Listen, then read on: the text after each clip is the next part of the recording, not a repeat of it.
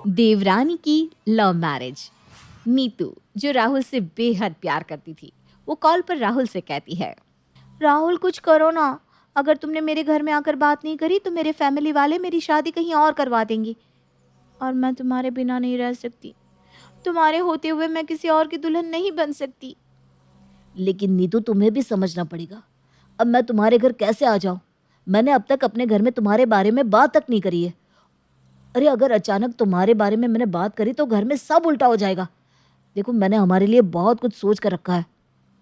इसका मतलब ये है कि हमारा इतने सालों से जो कुछ था वो खत्म हो जाएगा। मुझे पता था तुम ऐसा ही करोगे। तुम लड़के होते ही ऐसे हो। पहले तो लड़कियों का दिल जीत लेते हो, उसके बाद जब लड़कियां तुमसे प्यार करने लगती है तो तुम फैमिली का बहाना देकर उन्हें छोड़ देते हो। अरे नहीं नीतू, ऐसा कुछ नहीं है। क्या कुछ भी बोले जा रही हो? एक पल में तुमने मुझे जज भी कर दिया। अरे इतने सालों से हम साथ हैं, उसके बावजूद तुम मुझे ऐसा कह रही हो? बस राहुल, बहुत हुआ बहाने। राहुल कुछ बोलता उससे पहले ही नीतू रोते हुए गुस्से में फोन रख देती है। राहुल भी फोन रखकर अपने सर पर हाथ रखकर बैठ जाता है और परेशान होने लगता है। पर तभी पीछे से उसकी भाभी आती है और उसके कंधे पर हाथ रखती है। देवर जी, क्या हुआ? आप इतने परेशान क्यों हैं? नहीं भाभी, कुछ नहीं। मैं ठीक हूँ। बस ऐसे ही हल्का सा सर में दर्द हो रहा था। सर में दर्द हो रहा था या फिर टेंशन हो रही थी? बताओ क्या बात है। तुम भले ही घर में किसी से बातें शेयर ना कर पाओ, लेकिन मुझे तो बता सकते हो। क्या पता मैं तुम्हारी मदद कर दूं। अपनी भाभी का सपोर्ट और उनकी बातें सुनकर राहुल अपनी भाभी को गले लगा लेता है और फूट फूट कर रोने लगता है और रोते हुए सारी बात बता देता है। भाभी, मैं नीतू से बेहद प्यार करता हूँ, लेकिन क्या करूँ, मैं मजबूर हूँ। मैं चाहकर भी नीतू को अपने घर में किसी से नहीं मिलवा पा रहा हूँ। और एक नीतू है कि समझने को तैयार ही नहीं है। उसे ऐसा लगता है कि मैं उससे शादी नहीं करना चाहता। मैंने उसे धोखा दिया है। अच्छा, तो ये बात है देवर जी। आप चिंता मत कीजिए, अब आपकी शादी तो नीतू से ही होगी और इसकी गारंटी मैं लेती हूँ। अगर आपकी शादी होगी तो सिर्फ नीतू से। इतना बोलकर रवीना वहां से चली जाती है और दोपहर को जब घर पर कोई नहीं रहता तब वो अपनी सास नीलम के पास आकर बैठती है और उनसे कहती है, माँ जी, मुझे आपसे कुछ बात करनी है। हाँ बहू, बता क्या बात है। माँ जी, मैं कह रही थी कि देवर जी अब बड़े हो गए हैं। मतलब वो इतने सेल्फ इंडिपेंडेंट हो गए कि वो अपना घर संभाल सकते हैं और इस घर में मैं भी ना अकेले काम करते करते थक जाती हूँ। तो क्यों ना हम अ, क्यों ना हम देवर जी के हाथ पीले कर दे। मेरा मतलब है उनकी शादी हो जाएगी तो इस घर में आपको एक बहू और मिल जाएगी और मुझे भी एक देवरानी मिल जाएगी और देवर जी को एक पार्टनर। क्योंकि ये उम्र ऐसी होती है कि हमें इस उम्र में एक पार्टनर की ज़रूरत होती ही होती है। कहीं ऐसा ना हो कि देवर जी किसी गलत रास्ते पर चल बैठे। मैंने उन्हें अक्सर देखा है, वो परेशान रहते हैं। मैंने तो उनसे कई बार पूछने की कोशिश करी, लेकिन उन्होंने मुझे कुछ बताया ही नहीं। रवीना की बात सुनकर नीलम उसकी बात से सहमत होती है और वो उसकी शादी करने के लिए हाँ कर देती है। लेकिन अब सवाल ये उठता है कि वो लड़की ढूंढे तो ढूंढे कहाँ से। और बस यही सवाल नीलम अपनी बहू रवीना से करती है। बहू, बात तो तूने बिल्कुल सही कही है, लेकिन सारी बात है लड़की के ऊपर। अगर लड़की अच्छी हो तो मैं उसकी शादी कल के कल कर दूं, लेकिन आजकल के टाइम पर लड़कियों को ढूंढने में भी तो टाइम लगता है।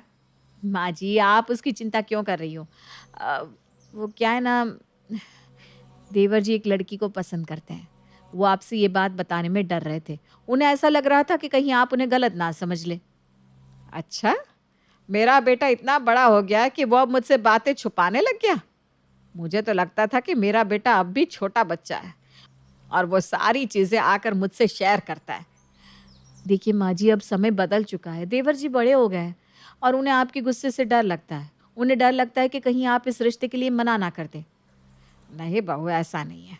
तो राहुल को बोल देना कि तुम्हारी माँ तुम्हें बहुत समझती है। एक बार सामने से आकर बात तो करते। खैर कोई बात नहीं, उसको बोल देना नीतू को घर ले आए, मैं उसकी पसंद से मिल लूंगी।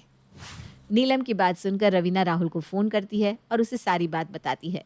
ये सुनकर राहुल बेहद खुश होता है और शाम को ही राहुल नीतू को अपने साथ अपने घर ले आता है। नीतू को देखकर नीलम उसे पसंद कर लेती है। अरे वाह, मेरी छोटी बहू तो बहुत ही खूबसूरत है। राहुल, कहाँ छुपा कर रखा था तूने नीतू को? वो माँ, राहुल शर्मा जाता है और कुछ नहीं बोलता। इस तरह नीलम नीतू को पसंद कर लेती है और अगले ही दिन राहुल का रिश्ता लेकर नीतू के घर चली जाती है। देखिए बहन जी, हमें इसकी शादी आपके बेटे से करवाने में कोई ऐतराज़ नहीं है। अब घर और वर अच्छा मिल रहा है तो हमें इसमें क्या ही दिक्कत हो सकती है। हमें ये रिश्ता मंजूर है। इस तरह राहुल और नीतू का रिश्ता पक्का हो जाता है और उन दोनों की बहुत जल्दी शादी भी हो जाती है। शादी के बाद नीतू अपने ससुराल को संभाल तो लेती है, लेकिन उसकी कुछ कुछ हरकत बहुत ही खराब थी। जैसे वो सुबह देर से उठा करती थी। ऐसे ही एक सुबह नीलम किचन में रवीना को अकेले खाना बनाता हुआ देखती है। उसको इस तरह अकेले काम करता देख वो उसके पास जाती है। ये क्या बहू, तू किचन में अकेले खाना बना रही है? छोटी बहू कहाँ है? वो नीतू तो अभी सो रही है, उठी नहीं है। मेरे ख्याल से वो कुछ ज़्यादा ही थक गई है। शादी वाली थकान उसकी अब तक गई नहीं है। रवीना की बात सुनने के बाद नीलम कुछ नहीं कहती और चुपचाप वहाँ से चली जाती है। समय गुजरता है और गुजरते समय के साथ नीलम अपनी बड़ी बहू को अकेले ही खाना बनाते और काम करता देखती। ये देखकर नीलम को बेहद गुस्सा आता है और एक दिन वो ना चाहते हुए भी नीतू को बोल देती है। नहीं तो बहू, तेरा ये ड्रामा कब तक चलता रहेगा? आखिर कब तक तू इस तरह देर से उठती रहेगी? माँ जी, ये क्या बोल रही हैं आप? मुझे देर से उठने की आदत है, ये बात तो सबको पता है।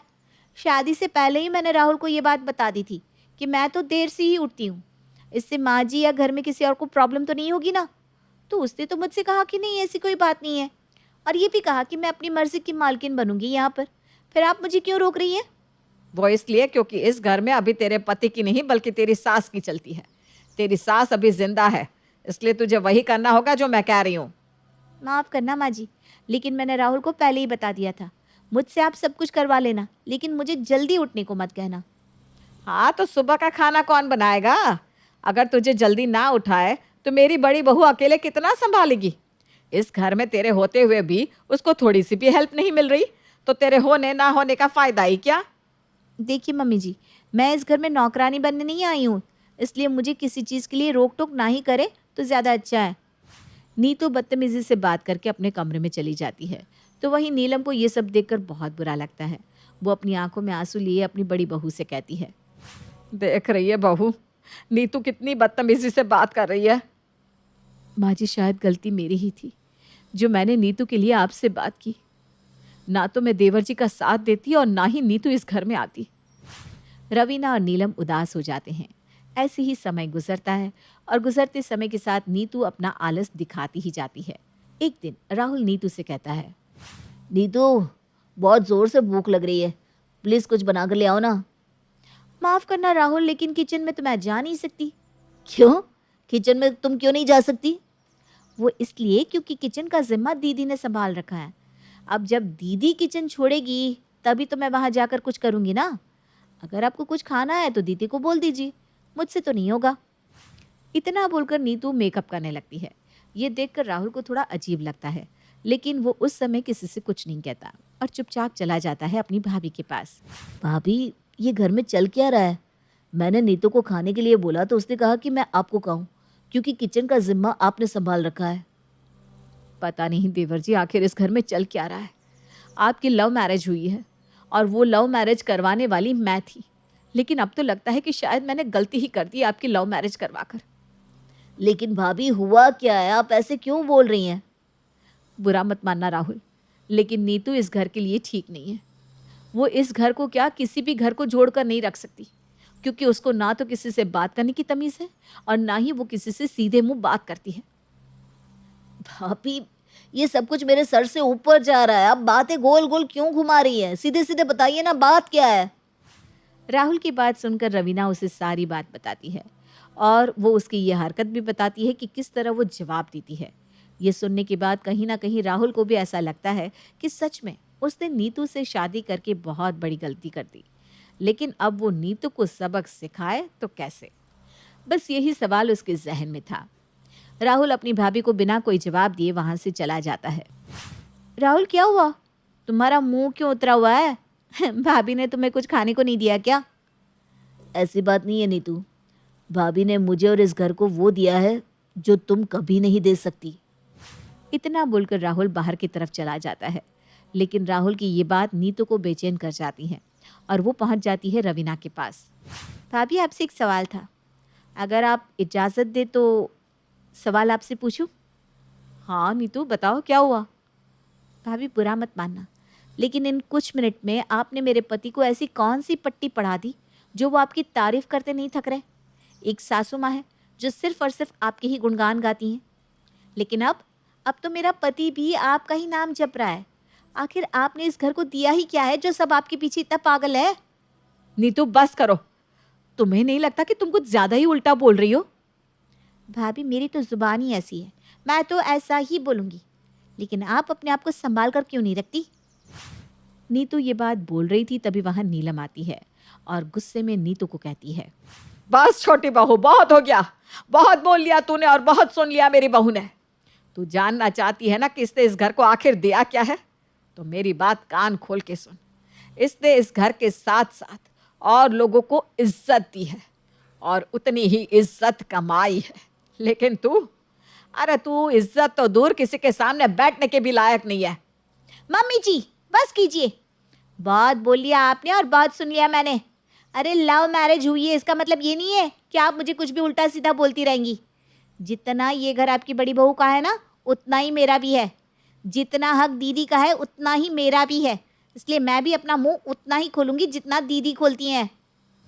नीतू अपनी सास को उल्टा जवाब दे देती है, लेकिन ये सब राहुल सुन लेता है। अपनी माँ और भाभी की ऐसी इंसल्ट देखकर राहुल को बेहद गुस्सा आता है।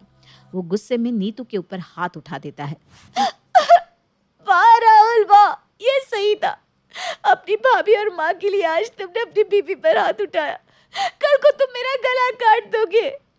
हाँ, आज मैंने अपनी भाभी और माँ के लिए तुम पर हाथ उठाया, क्योंकि जिस भाभी और माँ से तुम नफरत करती रही हो, तुम्हारी और मेरी शादी करवाने के पीछे भाभी का हाथ है। माँ ने मुझे पैदा किया है तो भाभी ने मुझे पाल पोस कर बड़ा किया है। अगर मेरी माँ जानकी माँ है तो भाभी मेरी यशोदा माँ है। तुम्हारी हिम्मत कैसे हुई मेरी दोनों माँ के बारे में ऐसी बात करने की? सच में आज मुझे लग रहा है कि मैंने तुमसे शादी करके बहुत बड़ी गलती कर दी है। मुझे तुमसे शादी करनी नहीं चाहिए थी। राहुल की ऐसी बात सुनकर नीतू चुप हो जाती है और अपनी आंखों में आंसू लिए खड़ी रहती है।